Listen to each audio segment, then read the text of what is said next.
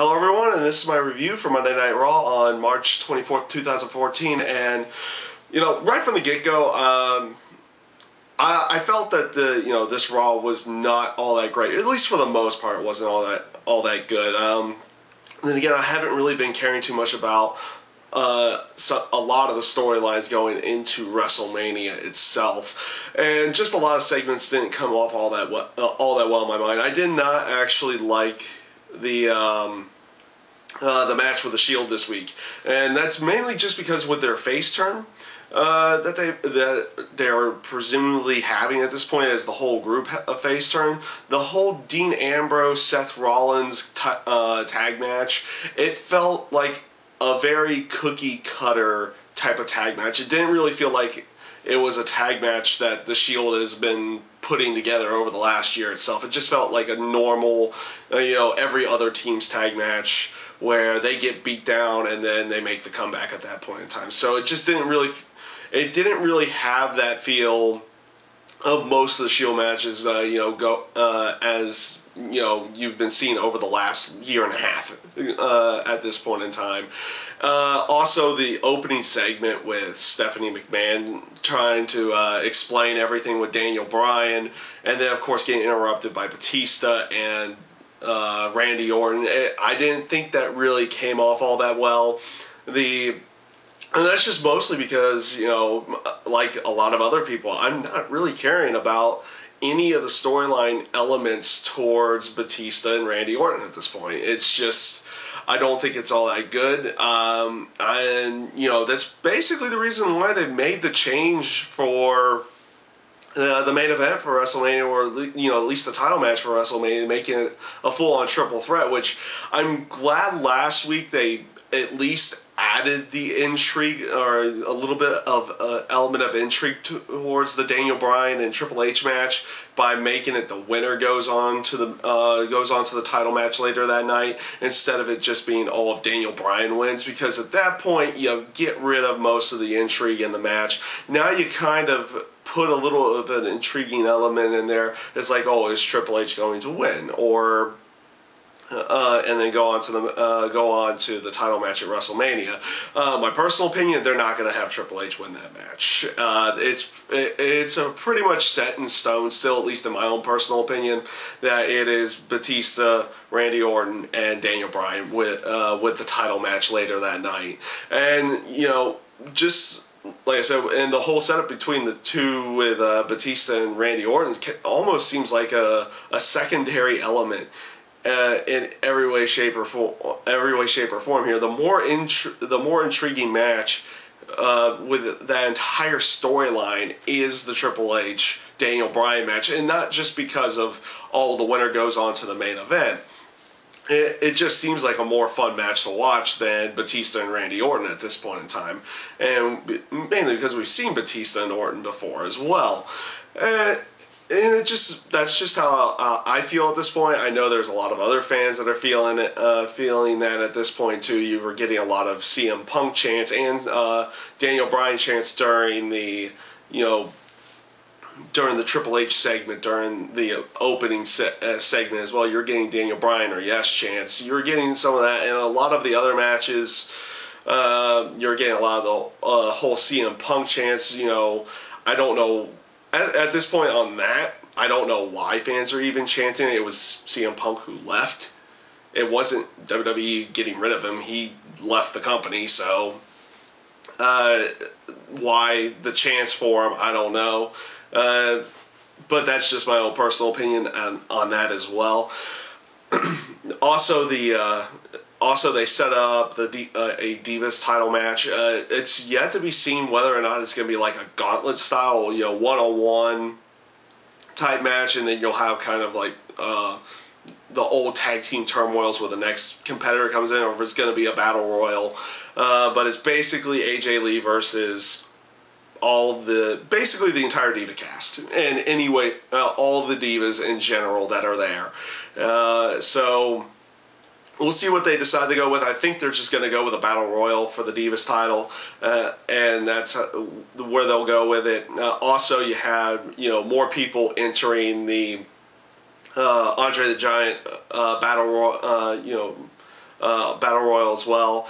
And yeah, had what I felt was not a good segment to begin with, and it was just made worse when bringing out the Miz as well. Not because I hate the Miz's character, it's just it didn't make it seem any better when he came out with Hogan, Schwarzenegger, and I forget the other guy's name at this point. I'm not too keen on actors' names to begin with, but I know they're from the movie Sabotage.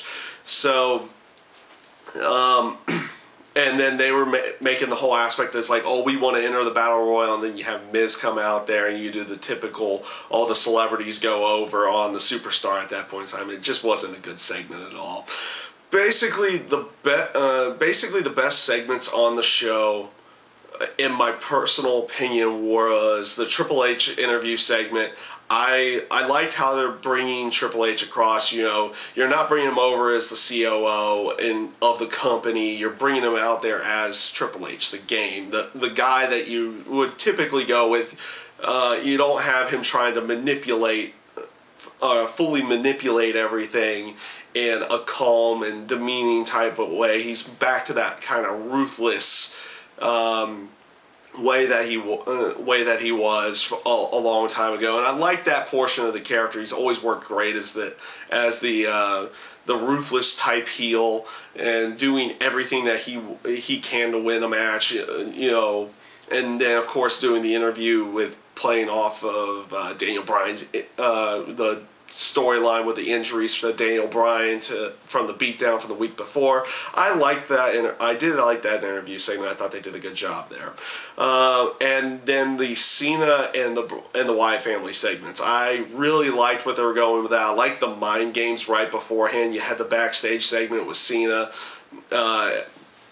sitting there. He was getting ready, and then all of a sudden he looks up and sees that sheep's mask for Rowan on in the mirror, and turns around, not there. I like those little mind game tricks that they were throwing out on there, and the match with Cena and Luke Harper, I actually thought was a very good match. They worked well together, and everything seemed really well timed out. And I really liked the finish of it, where they made, right as it looked like Cena was about to win, they made the lights go out, and then when he comes back, you have Cena basically beat down, tied up in the ropes with the sheep's mask on. I really liked that finish. It just makes it seem more of like Bray Wyatt trying to get into Cena's head. It's like, we've got complete control of the situation. I like where they were going with that portion on the storyline there.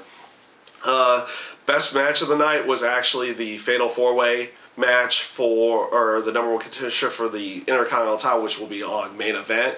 Christian, Sheamus, Dolph Ziggler, and Alberto Del Rio. I really liked the spots that they went in there. Not very much was messed up. You did have one spot where Del Rio did mess up his kick, but that was pretty much it. Overall, though, I felt the match good timing, good pace, and just a lot of fun to watch. Good Fatal 4-Way match there.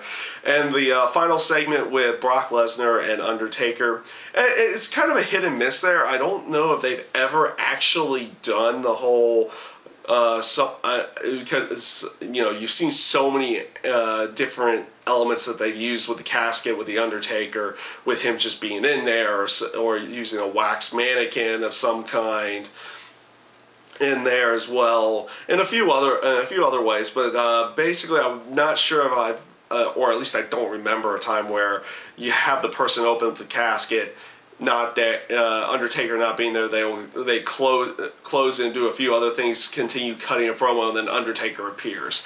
Which honestly, it could be one of two things. I thought it came off really cool on TV doing it that way. It was really long and drawn out at that point, but honestly, I feel like they did that on the fly, because they had one camera angle on there that made it seem like they botched the entire thing with having a camera angle, and all of a sudden you see someone moving under the ring.